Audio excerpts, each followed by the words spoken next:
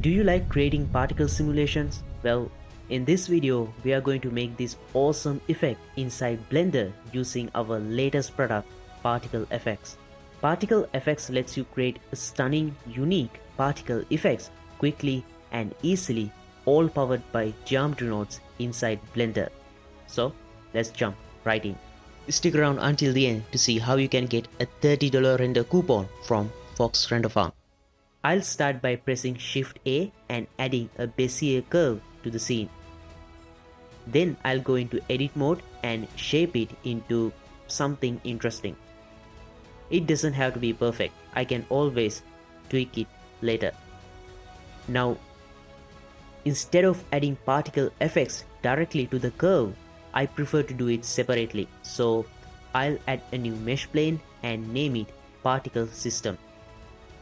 Since I already have particle effects added to my assets library, I can simply go to Add Modifier, Particle Effects, Modifiers, Emitters, and this time, because we are using a curve, I'll select the Curve Emitter. I'll disable the Self checkbox and then select our curve object from here. Immediately you can see points distributed across the curve. Here we can control how the points are spawned. I'll keep it on count and increase the point count a bit. There's also a multiplier. I'll leave it at 1 for now until we get the basic sim working. I can adjust the radius and add a bit of randomness to it. Here I have a few settings to control the distribution of the points. I'll set the type to curve normal, which lets me offset points along the curve's normal. If you want to change the offset direction, just go to edit mode with the curve selected, pick a control point and press Ctrl T to tilt it. You'll see the offset direction change in real time. Tangent will move the points along the curve, which I don't need for this.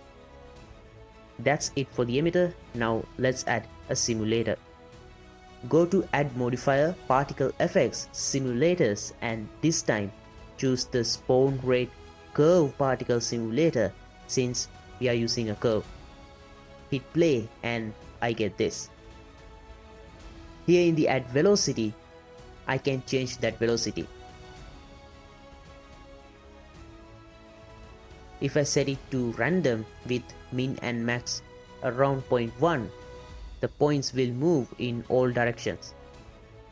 From points adds velocity from the emitter's origin.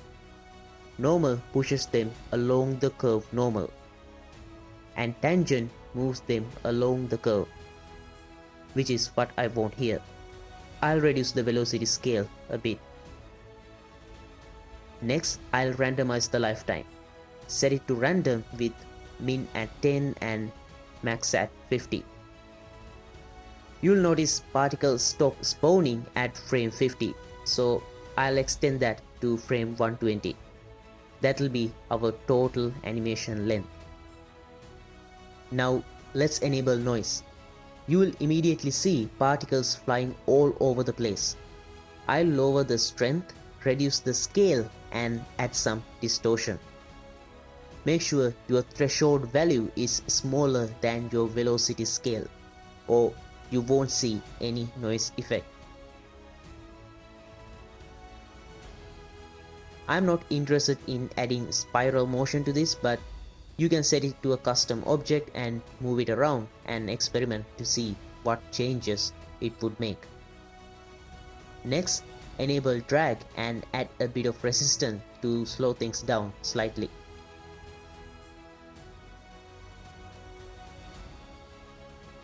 Right now, particles spawn every 3 frames.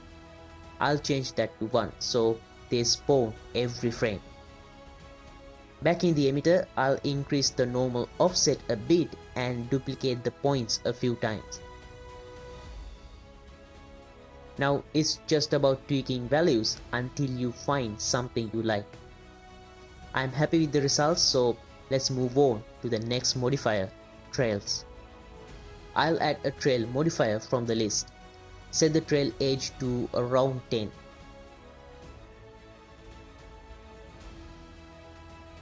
You can also add some trail motion. maybe a slight upward movement, and even add noise if you like, though caching might take a bit longer depending on particles count. After that, it will play in real time in most cases. But I don't need noise for this one, so I'll keep it simple, just that subtle linear motion upwards. Finally, let's add a point cloud renderer. I changed the scale size to deceleration once,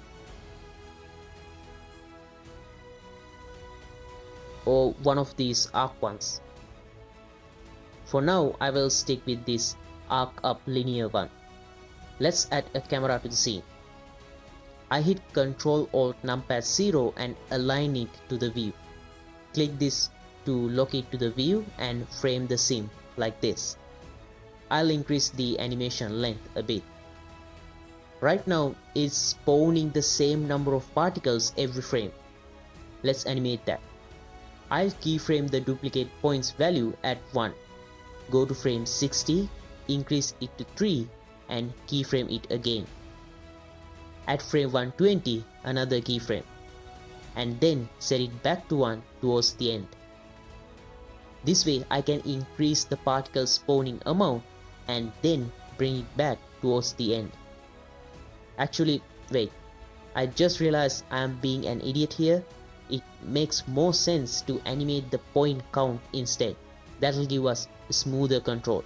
Later we can use this duplicate points value to easily increase or decrease particles without changing the keyframes. So I'll delete those keyframes and animate the point count. 1 at the beginning, then 150 at the 25th frame, 300 around the 70th and another keyframe at the 110th. Then I set it back to 1 at the end frame.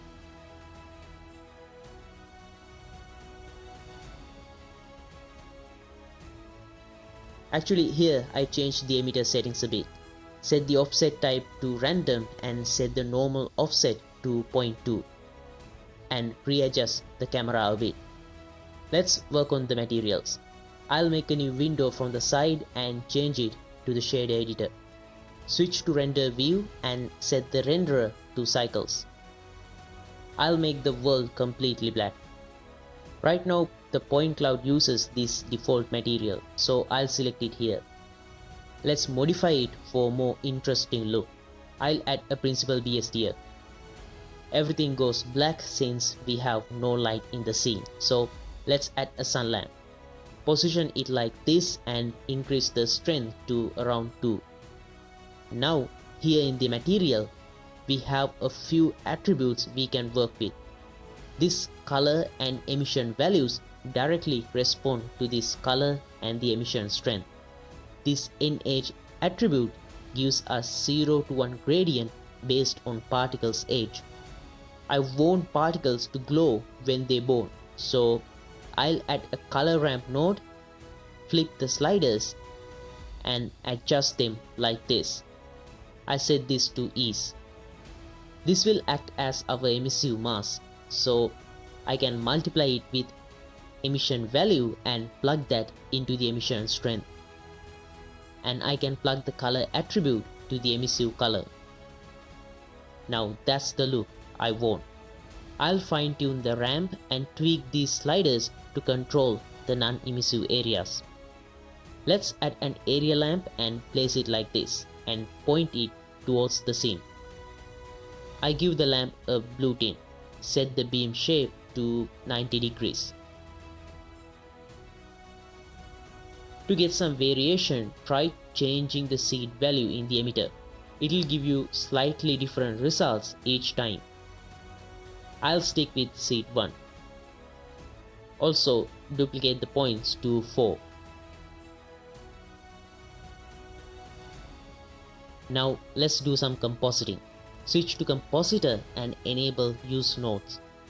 I set the compositor to camera. Then add a glare node. Set it to bloom and quality to high. I am not sure how this might look on YouTube with compression, but Anyway, I preview the glare output and reduce the threshold a bit. Adds a bit of smoothing.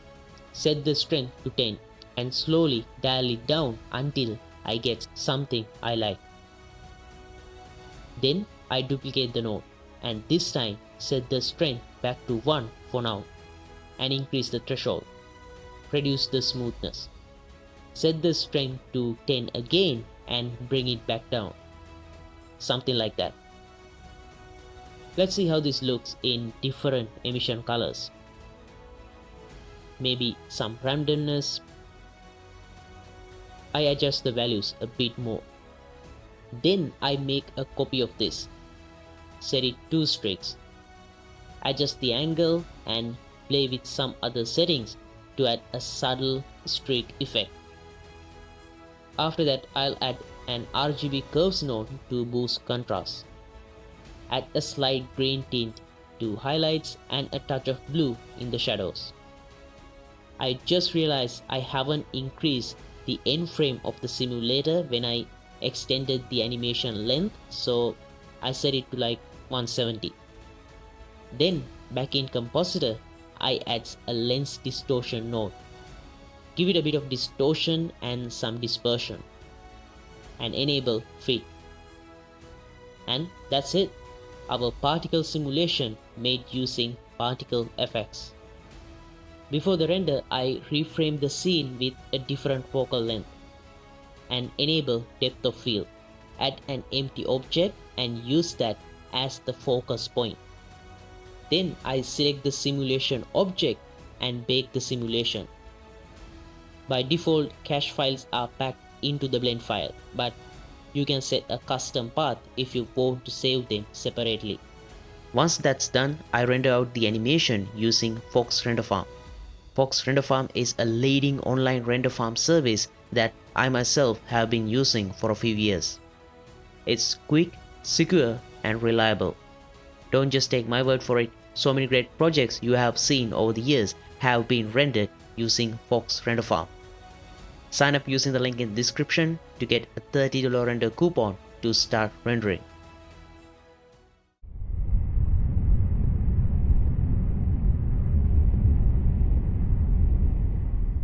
And that's it. That's it for this video. Hope you enjoyed the process. Don't forget to experiment and create your own amazing effects with particle effects. Thanks for watching and I'll see you in the next one.